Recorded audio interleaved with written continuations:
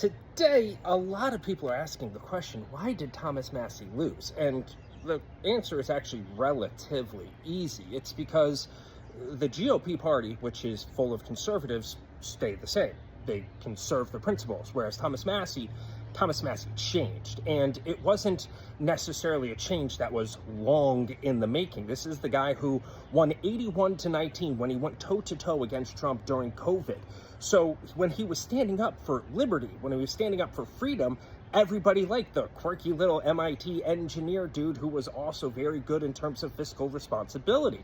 But when he turned into an obstructionist, when he was somebody who actually went against border security, then things really started to change. And when he really started to go downhill was when he clearly made it obvious that he was saying, look, clout and clicks are more important to me than actually being a good member of the GOP. And that's exactly what he was in the 119th Congress. Sean Davis pointed out that, look, this was a guy who, more than any other member of the GOP House, voted against Trump in the 119th Congress. And then, like every single libertarian that you see online, he turned into somebody who was just essentially a Groyper, somebody who, while everybody mentions the fact that Thomas Massie is a dude who lives off the grid, this was a dude who was living online constantly.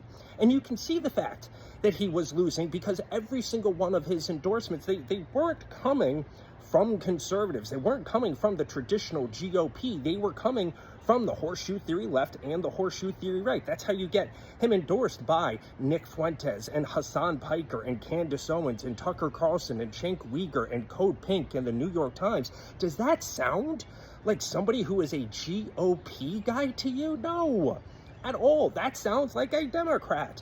That is exactly the type of person that Thomas Massie turned into.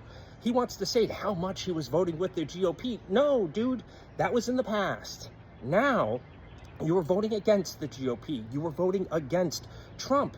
And Kentuckians who really live in the real world and can actually touch grass, Kentuckians had one simple message yesterday, and it was no Massie, no Massie. And that's what you're seeing today. And it's not because the GOP and Kentuckians changed. It's because Thomas Massie changed.